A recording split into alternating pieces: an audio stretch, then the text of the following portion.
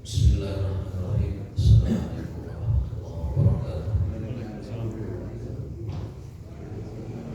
Alhamdulillahirabbil alamin wa bihi nasta'in ala umuri din. Asyhadu an la ilaha illallah wahdahu la syarika lah wa asyhadu anna Muhammadan abduhu wa rasuluhu la nabiyya ba'da. Adalah balaghul risalah wa nasallallahi jahada bihi wa jahada hatta tal yaqin. Tarakana mahajjatul bayda alaiha kana hariha laizman tahrim.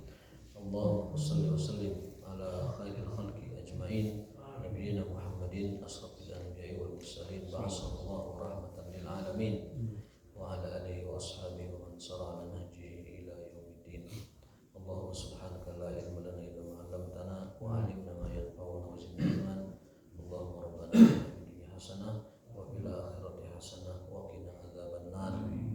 Allahumma anjil mustad'afina minal mu'minina fi Filastin. Allahumma anjilhum Filastin wa ansuril mujahidin fi Gaza wa ansurhum ala a'daihim ya rabbal alamin wa haqqqiq lahum an-nasra wal majda wa i'adatal masjid al-aqsa ila aidil muslimin ya rabbal alamin. Bapak sekalian, Bapak Allah Subhanahu wa taala, hari ini kita akan melanjutkan kajian hadis kita yakni nomor 291 dari kitab Al-Adabul Mufrad.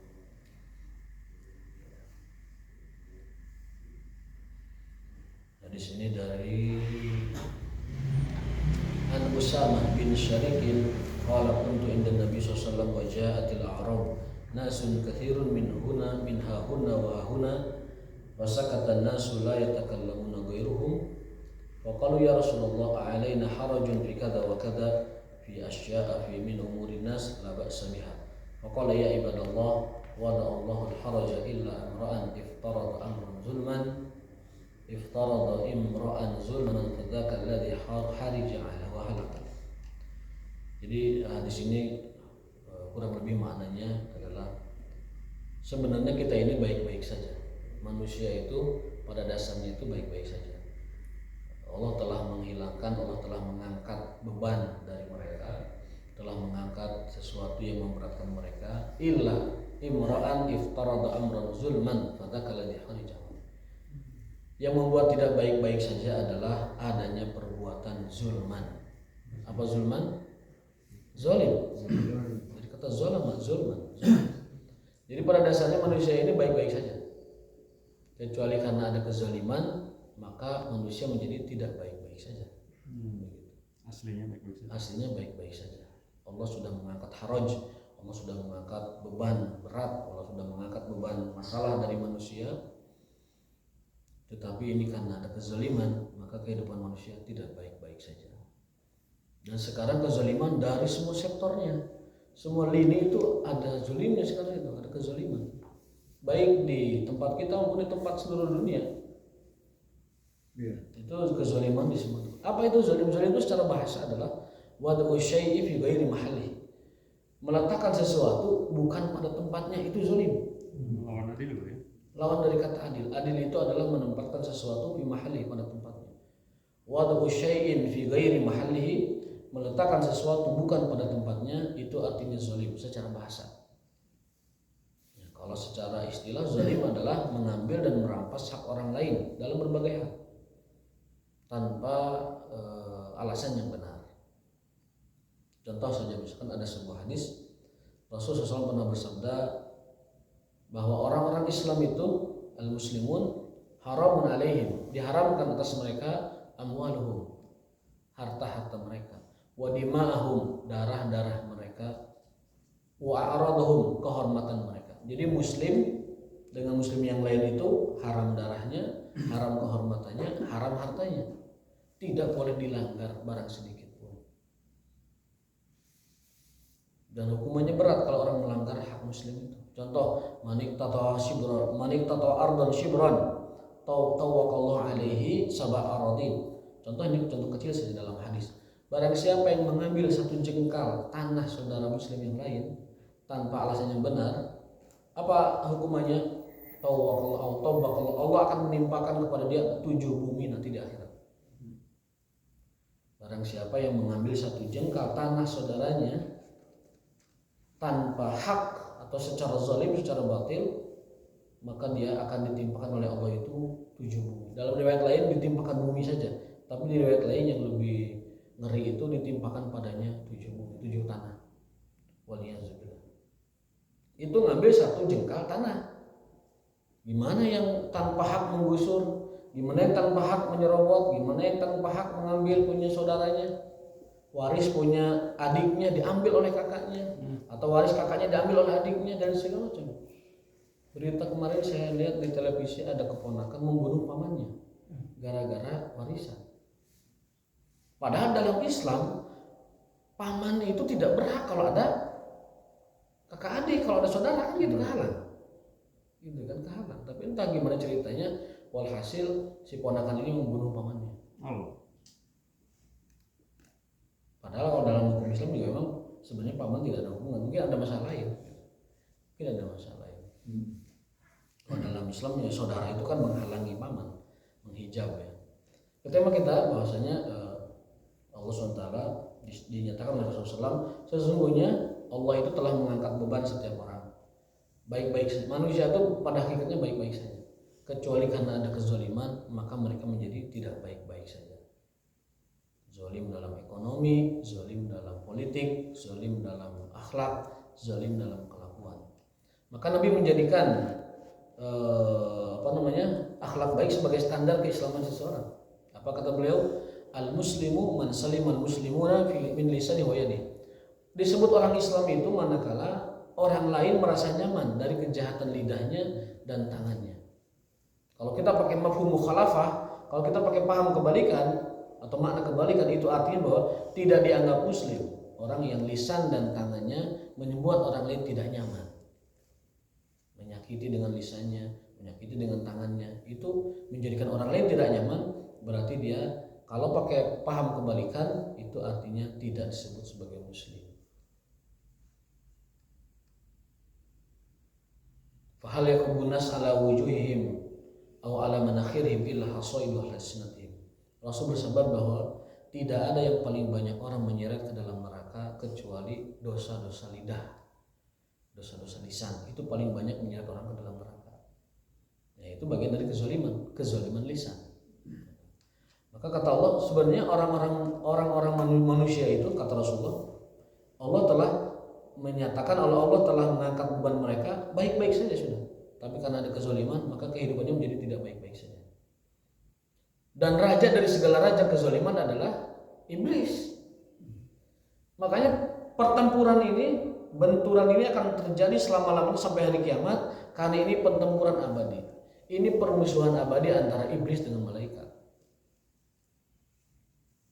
Selamanya sampai hari kiamat ini akan terus beradu, karena ini beradu ini adalah puncaknya itu ada komandannya. Di sini malaikat, di sini iblis. Jadi selama-lamanya akan ada namanya benturan antara hak dan batil. Kemudian beliau sahabat bertanya, "Qalu ya Rasulullah, ana tadawa." Ini hadisnya temanya beberapa tema gitu ya. Sahabat bertanya, "Ya Rasulullah, wahai Rasulullah, ana tadawa, apakah kita harus berobat kalau sakit?" Nah, gitu. Ya Rasulullah, apakah kita harus berobat kalau sakit? Qala na'am ya ibadallah. Ya, harus berobatlah. Gitu. Tadawaw, silakan berobat. Maka berobatlah, kalau bahasa fi'il amrnya, kata perintah, berobatlah. Fa innallaha lam yada'u da'an illa wada'alahu syifaan. Karena Allah tidak pernah menurunkan penyakit kecuali Allah sekaligus juga menurunkan obatnya. Tidak ada penyakit yang tidak ada obatnya. Itu suatu kepastian. Ghairu da'in wahid, kecuali satu penyakit, kecuali satu sakit yang tidak ada obatnya. Qalu wa ma huwa ya Rasulullah? Apa itu ya Rasulullah? Qala al-haramu, penyakit tua.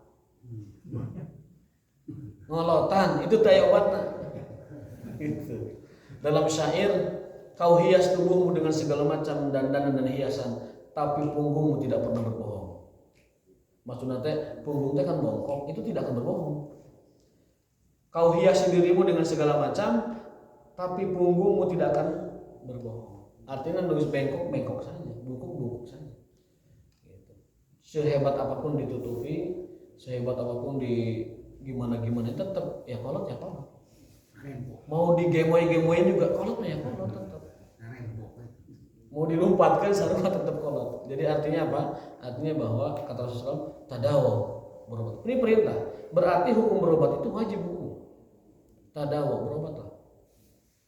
Karena Allah tidak menurunkan sebuah daan penyakit illa kecuali wada'a Allah menurunkan juga lahu syifaan obatnya. Ghairu da'in wahidin kecuali satu penyakit. Apa itu? Rasul menjawab al-haram, penyakit tua. Ngolotan moal aya obatna. Masing nek di kumaha bae ngolotan mah sebuah kepastian. Qalu ya Rasulullah, ma khairu ma'utiyal insan? Ya Rasulullah, apa yang terbaik yang dimiliki oleh manusia? Rasul menjawab khuluqun hasanun, akhlak yang baik. Jadi di hadis ini ada tiga wasiat nih. Yang pertama adalah manusia itu baik-baik saja selama tidak ada perbuatan zalim. Yang kedua bahwa Allah itu menurunkan penyakit disertai dengan obatnya. Maka kita diperintahkan untuk berobat, mencari obat itu. Kan diperintahkan Allah menyebutkan bahwa tidak ada penyakit kecuali ada obat. Kita disuruh nyari obat itu. Lalu yang ketiga adalah semua penyakit itu kecuali penyakit tua, dan faedah yang keempat adalah bahwa sebaik-baik yang Allah berikan kepada manusia adalah akhlak yang baik, akhlakul karimah. Nah itu beberapa pesan Rasulullah SAW dalam hadis ini. Jadi dalam menjalani takdir itu kita nggak usah mikirin takdirnya. Kita dilarang mikirin takdir, Pak. Kita dilarang, kita diperintahkan untuk tidak memikirkan takdir. Karena apa? Karena kalau kita memikirkan takdir, mikirin takdir itu bisa-bisa akan belok gitu itu. Stres orang. Jangan pernah mikirin takdir. Biarkanlah takdir itu terus menjadi rahasia Allah SWT. Yang penting kita laksanakan apa yang Allah perintahkan. Berobat, memang Allah perintahkan lewat lisan Rasulnya, kita berobat. Bekerja, memang Allah perintahkan, kita mencari nafkah yang halal. Kemudian apa lagi? Menjalani hidup di dunia, lakukan saja, lakukan. Alasannya satu, kita melaksanakan perintah Allah. Jangan pernah mikirin takdirnya, karena kita nggak sanggup. Kata Ali bin Abi Thalib, takdir itu bagaikan lautan dalam yang penuh misteri. Semakin kau selami, semakin kau dalami, semakin poek. Lamun geus poek, moal bisa keluar deui. Takdir itu al-qadaru min asrarillah. Kal bahr fala tanijhu. Takdir itu adalah misteri Allah, rahasia. Seperti lautan yang gelap, jangan kau masuki. Sekali masuk nyasab, bisa nyasab ke Jabariyah, ke Qadariyah, ke Murji'ah, ke Mu'tazilah dan seterusnya. Maka kita ini jangan mikirin takdir, biarkan itu menjadi rahasia urusan Allah SWT. Jangan dipikirin. Yang penting kita lakukan yang diperintahkan. Lakukan yang diperintahkan, itu aja. Kenapa kamu bekerja? Ya diperintahkan. Kenapa kamu ibadah? Ya diperintahkan. Kenapa kamu ikhtiar? Ya diperintahkan. Hanya itu yang kita miliki. Tidak lebih dan tidak kurang. Jangan pernah mikirin takdirnya. Kita akan nyasar. Itu hadis yang ke-291. Ya, pesannya adalah bahwa yang terbaik yang kita miliki adalah akhlakul karimah. Berikutnya hadis ke-292. Ini hadis dari Ubaidillah bin Abdillah bin Utbah anna Ibnu Abbas radhiyallahu ta'ala anhu qala kana Rasulullah sallallahu ajwadan nas bil khair. Rasulullah SAW adalah orang yang paling dermawan, yang paling antusias pada kebaikan, dan beliau paling dermawan itu terutama ketika bulan Ramadan. Wa kana ajwadu ma yakunu fi Ramadan. Ramadan 95 hari lagi, Pak. Ramadan 95 hari lagi. Anu gaduh kodok-kodokan bereskeun teh ieu. 95 hari lagi. 95 hari lagi. Bulan. Yang punya kodok yang kemarin yang wajib sekarang lagi. Dari Ramadan haji berapa bulan tuh?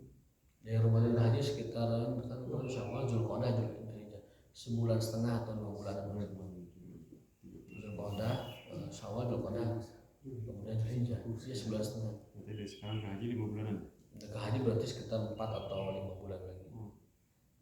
Jadi kalau mau haji yang koboi sekarang berangkat ya, Pak. Mau haji koboi sekarang berangkat. Kemudian ngetem di sana di Mekah. Mau di tenda lah. Pas musim haji keluar. Kalau sudah musim haji mah nggak akan ada. Bebas, pulangnya bebas. Bebas. Udah ada yang nampung Pak di sana. Yang punten role modelnya itu teman saya udah ketemu Ustadz, udah ketemu kita. Role modelnya nih si Han namanya. Teman saya Haji Muhtar kan muda. Jadi dari sini berangkat, tapi nggak seawal ini sih. Kira-kira ya 2 bulan sebelum haji lebih aman banget. Di sana sudah ada Ustadz Wahid untuk teman-teman kita ini yang dulu ngurus Habib Rizik, ingat ya waktu Habib Rizik lama. Jadi kita berangkat pakai visa wisata, pakai yang kalau hitung mau yang 3 bulan atau mau yang 1 tahun atau yang mau 2 kali 3 bulan. Sampai sana udah nyungsep di sana, tinggal biasa aja kita ibadah ke masjid segala macam. Nanti pas menjelang mau musim haji beli tasreh. Tasreh itu izin lah kalau kita mah. Sebagaimana orang-orang penduduk setempat dan para mukimin orang Indonesia TKW, TKI yang berhaji mereka beli tasreh. Ketika beli tasreh itu maka legal posisi haji dia itu, dapat bus, dapat tenda, dapat makan, tanda pengenal, gelang semua dapat. Itu murah Pak, di bawah 100 ya dengan jajan nggak apa 100 juta. Bayangkan Bapak kalau haji Furoda sekarang berapa? Dan kalau Bapak bayar dengan yang punya pemerintah harus ngantri 15 tahun. Bandung berapa tahun antrian? 15-20 tahun. Iya. Waduh, kira. Jadi bisa itu sebenarnya Pak kalau kita mau ikhtiar. Sudah ada jalannya itu, bukan tidak ada jalan. Karena kata Ustaz bagaimana hadisnya, kalaupun harus bagaimana dari Afrika. Ya itu Imam Malik mengatakan kalaupun orang ada yang sanggup berjalan dari Afrika ke Mekah lakukan. Saking wajibnya ibadah haji bagi yang mampu. Nah definisi mampu itu bagi orang yang kuat jalan-jalan. Bagi orang yang kuat pakai motor naik motor, bagi orang yang kuat pakai mobil, pesawat dan sebagainya. Intinya haji itu adalah rukun Islam yang wajib. Rukun. Kalau mampunya itu beda-beda tiap orang. Ada yang berjalan. Makanya Imam Malik mengatakan kalau ada seorang laki-laki awaknya sehat dari Afrika kuat jalan-jalan menuju Mekah, menunaikan kewajiban sebagai rukun Islam. Maka kalau mahasiswa itu berangkatnya memang agak lama gitu supaya dia bisa Ramadan full di Mekah, kemudian menunggu latihan di sana, kemudian sampai haji di sana lama karena sekaligus juga mencari pencaharian kalau mahasiswa kan di sana ini. Ya lama jadi gitu. Ya mudah-mudahan Allah memudahkan kita semua untuk berangkat haji. Amin ya rabbal Amin ya Allah. Terutama yang belum berangkat haji agar Allah mudahkan menjalankan fardhu rukun Islam yang kelima ini. Amin ya rabbal alamin. Tapi diniatkan Pak, yang namanya mau melakukan itu harus ada buktinya, niatnya apa? Mau menjalankan rukun Islam kelima, tunjukkan dong buktinya apa? Minimal buka tabungan apa? Haji. Kuota itu utang itu haji, minimal buka rekening buat nabung haji. Itu namanya dia punya niat. Kalau hanya sekedar ingin nggak pernah merencanakan, ya itu namanya ya hanya sekedar menginginkan. Beda dengan orang niat. Kalau orang niat itu dia tunjukkan. Minimal sekarang dia buka rekening untuk haji. Kalaupun nanti sampai akhir hayat meninggal tidak kesampaian itu si biaya, tidak apa-apa, kita sudah membuka rekeningnya. Dapat pahala ya? Dapat pahala. Sudah sampai niat hajinya. Iya. Terakhir mah 5 juta kalau buka rekening haji itu. Selebihnya nanti dilunasi 25 juta dapat kuota, kemudian nanti pelunasan sampai akhir dia berangkat. Mudah sebenarnya. Tapi ya itu harus ada niat minimal itu bikin rekening dulu, rekening haji namanya.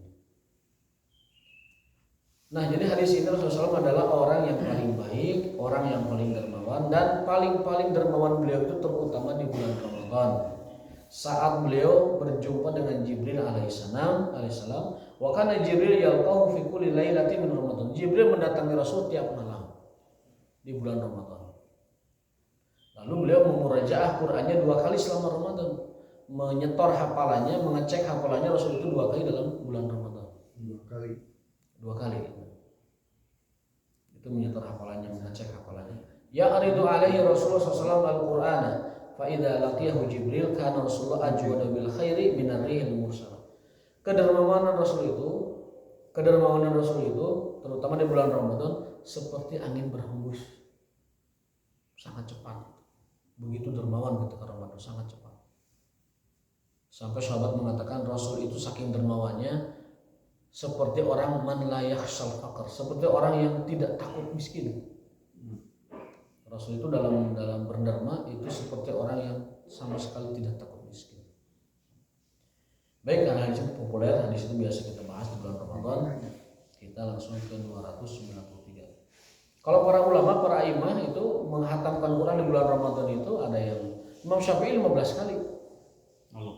Imam Syafi'i menghatamkan Quran 15 kali. Imam Bukhari 10 kali. Berarti sehari itu berapa? 3 juz. 1 juz kan kalau tartil 30 menit. 9 lembar kalau salah. Setengah jam 1 juz itu kalau tartil. Jadi kalau 3 juz itu sejam setengah berarti. Imam Bukhari ketika Ramadan itu 10 kali khatam. Imam Syafi'i itu 15 kali khatam. Ada juga sahabat yang sampai 30 kali khatam karena selama Ramadan itu dari jam imsak subuh sampai jam 10 malam itu tilawah terus. Quran ini kalau kita mau khatam satu hari satu Quran itu startnya jam 5 selesai jam 10. Dulu kami di pesantren suka begitu. Adu-aduan balap-balapan gitu sok saham panglobana.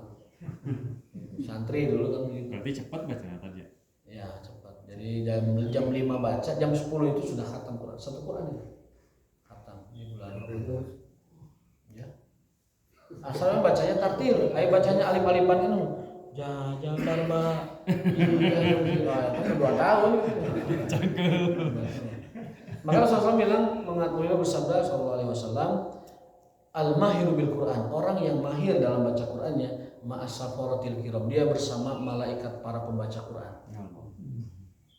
Derajatnya, makomnya, kedudukannya, orang yang baca Qurannya bagus, dia bersama malaikat para pembaca Quran. Walladzi yata'aluhu ayyatata'u, terbata-bata, yatata' itu sudah bahasa juga, sudah bahasa Arab yang mudah dipahami. Yatata' gitu. Kata beliau, walladzi yatata'u, adapun orang yang terbata-bata, falahu ajran, dia dapat 2 pahala. Hiji pahala macana, hiji pahala buruh karipuhna. Iya, harusnya begitu. Jadi 1 pahala buat qiraahnya, tilawahnya, 1 pahala juhud yang dia keluarkan untuk baca Quran. Jadi nutula lancar tapi dia tadarus menghatamkan itu 2 pahalanya. Pahala baca dan pahala karipuh. Tapi yang lancar dia bersama para malaikat pembaca Quran. Tinggal kita milih, kita mau bersama afdoliyah para malaikat pembaca Quran atau kita mau hanya dapat 2 pahala, silakan pilih. Kalau mau meningkatkan level kepada bersama para malaikat, ditingkatkan kualitas bacaan Quran kita. Kualitas bacaan Quran itu ditingkatkan dengan cara membacanya. Rasul memerintahkan, Iqra'il Quran min kulli syahr. Khatamkan Quran minimal sekali dalam sebulan. Itu artinya one day one juz. 1 hari 1 juz. Padahal dulu ada komunitasnya. Sekarang udah enggak. Jadi buku TikTok dan komunitas lain. Banyak kan itu banyak dengan itu. One day one juz, 1 hari 1 juz. Kalau tidak 1 hari ya setengah juz lah. Jadi 2 bulan khatamnya minimal begitu. Tidak bisa sepenuhnya kita lakukan perintah Rasul itu, setidaknya setengah. Baca tilawah, baca Qur'annya, bukan baca tafsir atau baca terjemah, baca Qur'annya, lafaz-lafaz Qur'annya, tilawahnya, qiraahnya, itu namanya tilawatul Qur'an atau qiraatul Qur'an. Biar lancar. Itu mengenai waktu Ramadan, Rasul dermawan sekali. Ketika itu kan dia sudah di Madinah kan, Ya. Dan Siti Hadijah sudah meninggal. Ya. Dari mana uangnya? Dari mana bang? Pertanyaan klasik kan kayak gini. Rasul itu kepala negara kan, koleganya banyak, raja-raja sekitar itu ngirim hadiah. Pernah Raja Bahrain ngirim hadiah ke Rasulullah, tidak ketampung di rumahnya, ditaruh di masjid. Rasul bikin pengumuman, sahawai anu hoyong dibagi hadiah di Rasul ke masjid. Setiap orang itu magiwing, sakarung, 2 karung, 3 karung, sampai ada seorang bawa banyak banget sampai Rasul seri, si eta bener sih gitu, bahasa orangnya gitu. Ajaban lah bener eta mah luar biasa. Jadi hadiah dari Raja Bahrain itu kan dalam Sahih Bukhari hadisnya sahih. Itu beliau mendapat hadiah dari Raja Bahrain itu yang tidak pernah beliau dapatkan dari kolega-kolega lain. Saking banyaknya itu ditaruhnya di masjid. Berarti Bahrain sudah eksis Pak ya? Sudah eksis Bahrain. Karena negara kecil di pulau kecil. Kemudian setiap yang lewat itu dikasih, siapapun yang lewat Masjid Nabawi dikasih. Karena Rasul tadi kan sangat dermawan sekali. Koleganya banyak. Raja Mesir ngirim hadiah, Raja Makokis itu ngirim hadiah. Jadi paling banyak Rasul itu ketika beliau di Madinah, karena pertanyaannya ketika Rasul di Madinah, Khadijah telah wafat dan beliau tidak lagi berdagang, dari mana penghasilannya? Yang pertama adalah adalah beliau itu banyak sekali dapat hadiah dari raja-raja di sekitar karena sebagai kolega raja, dan beliau selalu membalas hadiah. Ya. Beliau selalu membalas hadiah. Sampai-sampai para imam itu berbeda pendapat, apakah membalas hadiah hukumnya wajib atau tidak? Karena akad hibah itu sebagian ulama berpendapat bahwa hibah itu hutang. Sebagian ulama berpendapat sedekah atau hibah itu jadi hutang, artinya harus dibalas. Karena ada hadis Rasulullah SAW apabila diberi hadiah selalu dan pasti membalasnya dengan yang lebih baik. Maka ulama dari kalangan mazhab Hanafi menyatakan bahwa hibah itu adalah hutang yang harus dibalas, dibayar. Maka dulu kalau di lembur kita kalau dikirim sarantang sampul sok dirisian teh baliknya terantang teh kuhui biasanya. Kayak setelannya tuh kuhui boleh sampul gitu ada. Gemet yang tomro. Ada setelannya. Tapi mazhab yang lain seperti Maliki enggak, yang namanya hibah itu sedekah. Sedekah itu adalah sukarela, jadi tidak wajib dibalas. Dari mana asal perbedaan pendapat ulama? Dari hadis ini bahwa Rasul setiap dikasih pasti membalas. Gitu. Maka ulama mengatakan hibah itu mesti dibalas. Tapi sebagian lain mengatakan tidak mesti dibalas. Itulah mengapa mungkin saudara-saudara kita di beberapa daerah kalau dia kondangan itu dia catat untuk nanti dibalas kemudian ketika orang itu kondangan ada hajatan lagi. Gitu. Jadi si amplopnya ditulis, oh ini dia pernah ngasih kita misalkan 200.000 undangannya, kita dibalas lagi, tulis kirimkan lagi. Itu mungkin berasal dari muasalnya itu pendapat bahwa hibah itu adalah sebuah hutang. Ya, tapi saya lebih condong pada yang kedua bahwa yang hibah itu adalah sukarela. Bagi orang yang mewajibkan hibah itu untuk dibalas, mereka punya fatwa memberi hadiah itu sesederhana mungkin agar yang menerimanya mudah mengembalikannya. Supaya mudah mengembalikannya. Bagi yang mengatakan bahwa hibah itu wajib dibalas, dan bagi yang mengatakan tidak atau sebaliknya tidak seperti itu. Tapi Rasul tidak dilarang menerima sedekah. Sedekah diharamkan untuk Rasul dan Bani Hashim. Seluruh keluarga Rasul baik dari Bani Hashim atau Bani Muthalib sampai hari kiamat dilarang menerima sedekah. Yang boleh itu menerima hadiah. Maka Rasul kalau dikasih oleh sahabatnya atau oleh orang lain ditanya, hadiah hiya am sedekah? Ini hadiah atau sedekah? Sedekah ya Rasul. Bani Hashim itu dari sedekah. Ampura, kuring itu dari sedekah. Bawa dia boleh. Tapi kalau itu hadiah ditanya, apa ini? Hadiah. Ya udah. Apa bedanya sedekah sama dia? Kalau sedekah itu kesannya Rasul itu menerima upah dari dakwahnya. Sebagai balas budi dari kebaikan beliau menyebarkan agama. Sedekah, maka Rasul dan Bani Hashim seluruh ahli bait sampai hari kiamat tidak menerima sedekah. Karena ada hadisnya. Diharamkan bagi keturunanku sedekah. Tapi beliau menerima hadiah. Maka kalau ada yang ngasih nanya ini hadiah atau sedekah? Hadiah. Apa beda? Hadiah itu orang memberikan sesuatu tanpa motif belas kasihan. Balikin gitu. Ya, jadi hadiah itu sebuah pemberian yang motifnya bukan balas budi kebaikan dakwahnya, bukan motifnya itu adalah belas kasihan. Kalau hadiah itu motifnya setara, elegan, satu makom gitu.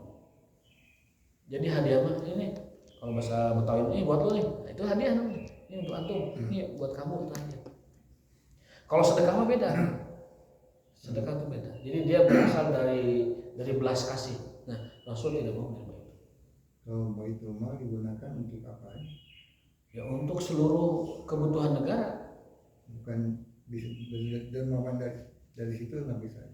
Digaji itu pemimpin sejak era Umar bin Khattab dari Baitul Mal. Tapi zaman Rasul itu tidak digaji. Abu Bakar tidak digaji karena mereka selain juga ekonominya bagus, belum ada itu pensyariatan seperti itu. Nah di zaman Umar bin Khattab, Umar itu kan 24 jamnya untuk masyarakat waktunya. Sampai dia terbengkalai kehidupannya. Sarungnya jarang ganti, gamisnya jarang ganti. Sahabat melihat, duh ini Umar karunya untuk digaji. 24 jam buat umat itu digaji. Akhirnya mereka bersepakat untuk menggaji khalifah 2 dirham per hari. 2 dirham? 2 dirham per hari. Per hari. Per hari. Kecil amat. Kecil. Kalau sekarang dirham itu 150.000, berarti 2 dirham 300.000. 300 kali 30 salaman juta jadi khalifah. 75. Oke, 75 berarti 2 dirham 150.000. 150.000 kali 30 hari berapa? 5 juta. Gaji Khalifah Umar 5 juta. Gaji ketua KPK 120 juta. Gaji pejabat 80 juta. Nah, kuliah bukan itu itunya apa namanya? Bahasanya. Yang penting Umar itu sejak eranya beliau menetapkan sebuah ketetapan berdasarkan syura kaum muslimin yang diwakili oleh para sahabat senior. Khalifah mulai zaman Umar mendapatkan tunjangan dari Baitul Mal 2 dirham sehari. Ya itu untuk keperluannya karena beliau waktunya habis untuk melayani masyarakat, tidak ada waktu untuk mencari nafkah. Itu jawabannya. Itu yang kedua bahwa penghasilan Rasulullah SAW setelah beliau di Madinah itu adalah dari ghanimah. Ghanimah itu jatah Rasul berapa? 20%. Kalau beliau ingin menjadi orang terkaya sangat bisa. Ya kan, ghanimah Hunain itu kan besar sekali, ghanimah Romawi, ghanimah Persia itu kalau mau beliau kaya sekali. Tapi beliau tidak mengambil itu. Beliau yang dimaksud dengan jatah Rasul dan jatah Allah di ghanimah itu beliau salurkan ke fakir miskin. Berikan kembali. Terbukti beliau wafat nggak ada apa-apa ya? Terbukti ketika beliau wafat tidak mewarisi apa-apa. Iya. Dan beliau mengatakan, wahai para istriku, nanti ada orang baik yang ngurusi kalian. Orang itu adalah Abdurrahman bin Auf. Seluruh kehidupan istri-istri Rasul, janda-janda Rasul, seluruhnya itu dikafalahi dan dibiayai oleh saudagar kaya namanya Abdurrahman bin Auf. Bahkan ketika Abdurrahman bin Auf meninggal dunia, itu 4 triliun warisannya itu 1 triliunnya itu diberikan untuk janda Rasul dalam berupa kebun, kemudian tanah dan juga emas. Dan sumbangkan lagi. Jandanya Rasul dikafalahi oleh Abdurrahman bin Auf. Karena Rasul pesan sebelumnya, kalian nanti sepeninggalku akan diurus oleh seorang yang baik hati, namanya Abdurrahman bin Auf. Kalau dari FAI dapat nggak Rasul? Dari FAI Ya ghanimah. itu masuk ke hukumnya ghanimah. Hanya beda istilah saja. FAI sama ghanimah sama hukumnya. Hanya saja FAI tanpa peperangan, musuh nyerang duluan ambil hartanya. Kalau ghanimah melalui peperangan dulu, harta rampasannya namanya ghanimah. Dalam sebuah hadis, seafdol-afdolnya harta umat Islam adalah hasil ghanimah. Hasil perjuangan. Karena itu hasil perjuangan. Hidup dan mati. Jadi cekil ya. Mucekil, barokah harta ghanimah itu barokah. Itu penghasilan kedua. Penghasilan ketiga, Rasulullah SAW adalah orang yang banyak diberikan juga hadiah oleh kaum muslimin. Berikan hadiah kaum muslimin. Karena kaum muslimin tahu bahwa memberi sedekah tidak boleh, akhirnya memberinya hadiah. Ada pemahaman yang mungkin beberapa orang salah memahami. Ada ayat asfaqtum an tuqaddimu baina yaday najwakum sadaqat. Itu ayat maknanya kalau kalian hendak ketemu Rasul maka tunaikanlah sedekah dulu. Itu ada yang memahami kalau ketemu Rasul bayar sedekah. Itu salah paham. Itu pemahaman yang keliru. Itu maksudnya karena sahabat itu kebiasaan tiap hari itu ngumpulnya di rumah Rasul, betah gitu. Ngabring tuh, ngopi segala macam itu, pokoknya ngobrol, ngopi segala macam. Sampai privasi Rasul terganggu. Itu memberatkan beliau karena beliau punya keluarga. Allah yang turun tangan. Rasul tidak mungkin mengatakan sahabatku baralik. Eksare tidak mungkin, karena Rasul itu tidak mau mengusik perasaan sahabatnya. Akhirnya begitu Allah yang turun tangan dan menunjukkan ayatnya asfaqtum an tuqaddimu baina yaday najwakum shadaqat. Kalau kalian mau ketemu Rasul kalian, tunaikan sedekah dulu. Tujuannya apa? Tujuannya supaya tidak semua orang gampang ketemu Rasul.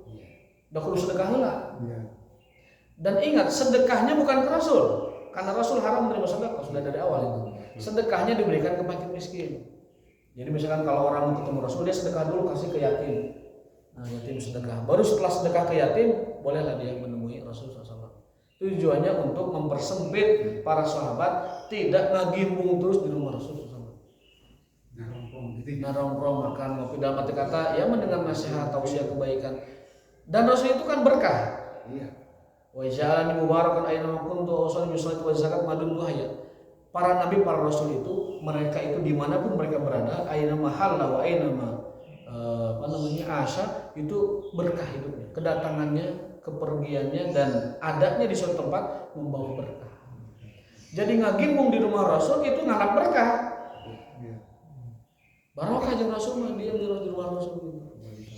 Ternyata ngalap berkah bener. Ngalap berkah di rumah Rasul, ya Rasul sallallahu ya. Nabi Isa saja mengatakan dirinya wa ja'alani mubarakan aina ma kuntu.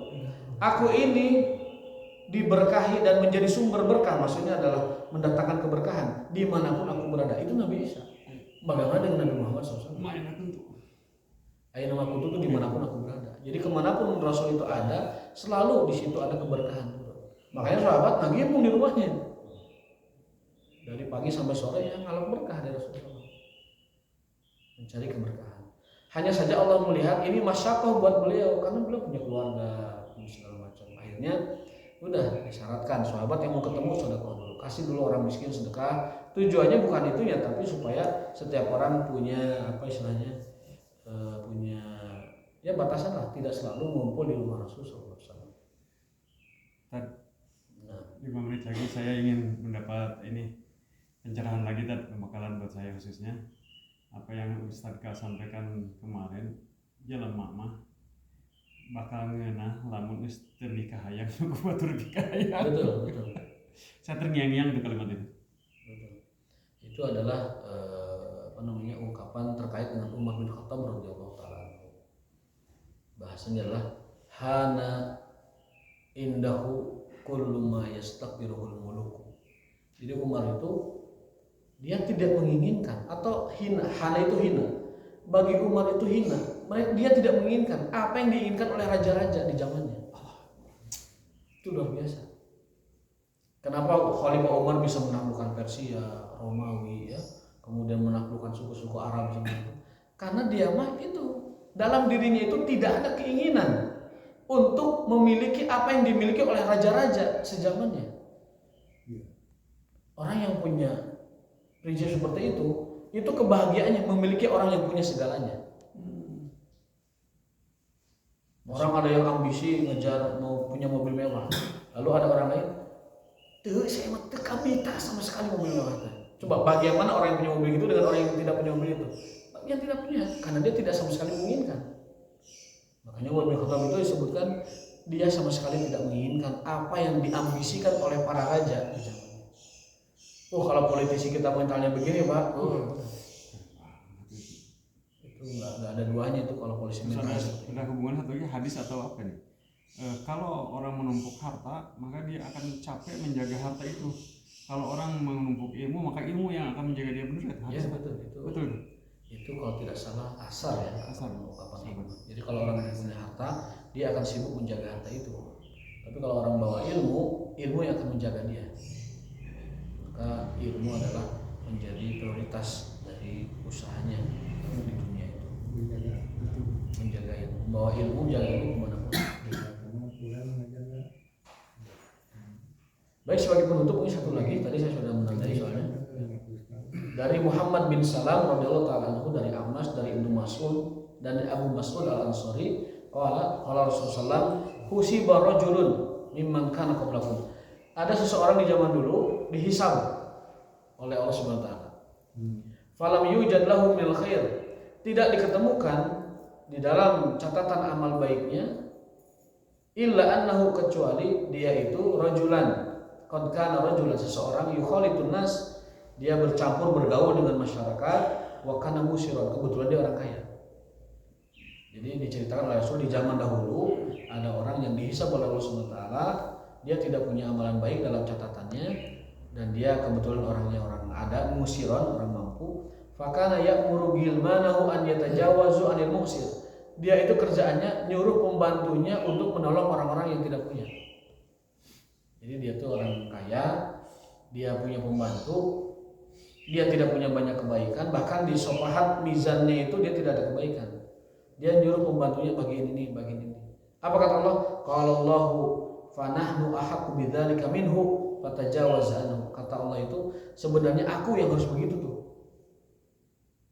tapi aku melihat orang ini demikian perbuatannya, aku lupakan kesalahan-kesalahan. Artinya aku lewati kesalahan-kesalahan. Jadi orang ini tidak punya amal baik. Ini yang pernah saya ceritakan dan ini hadis ini.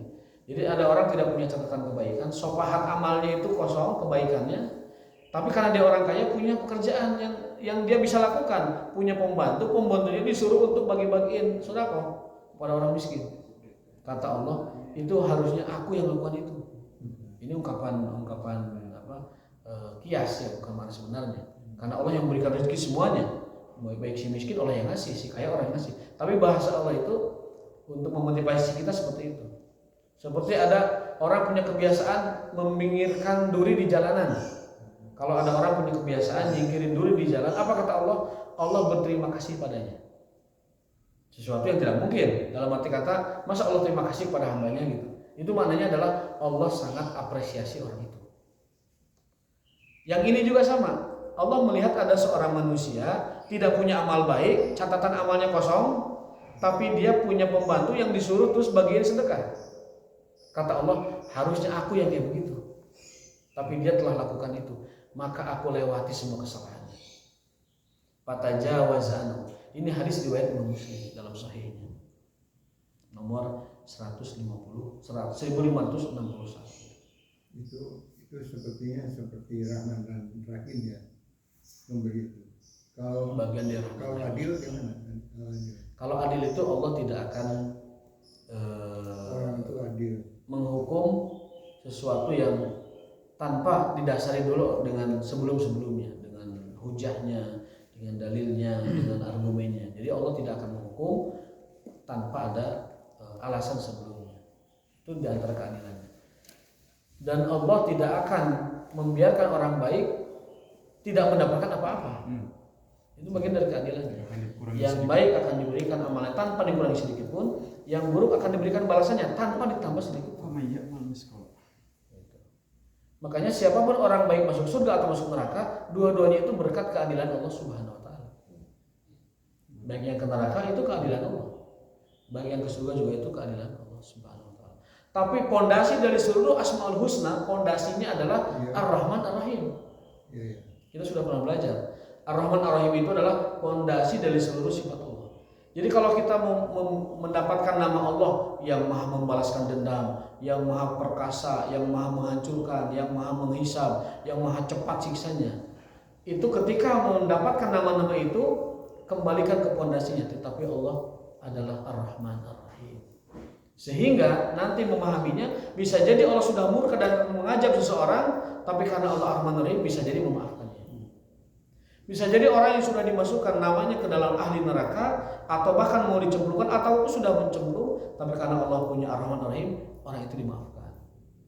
Bisa jadi orang ini tidak pernah berbuat baik seumur hidupnya, tapi Allah dengan Rahman Rahimnya memberikan kebaikan, akhirnya dibebaskan. Sehingga hadis ini memberikan kita motivasi bahwa terkadang ada orang yang tidak punya banyak amal kebaikan, tetapi ada amal yang diandalkan, dalam hal ini dia sedekah ya, itu menjadi wasilah keselamatan dia di akhirat. Ya, mudah-mudahan Allah SWT melewatkan kita hisabnya yang detail. Mudah-mudahan Allah Ta'ala melewatkan kesalahan-kesalahan kita sehingga tajawazan ayla tuakhirna bima nasina. Dan setelah itu Allah membebaskan itu dari hukuman dan dari dakwaan. Amin ya rabbal alamin. Itu mungkin hadis yang terakhir. Mudah-mudahan Allah Ta'ala memberikan taufik dan hidayah untuk melakukan kebaikan yang bisa kita lakukan. Amin ya rabbal alamin. Wallahu ta'ala bishawab wa ma taufiquna illa billah. Subhanallah wa bihamdika asyhadu an la ilaha illa anta astaghfiruka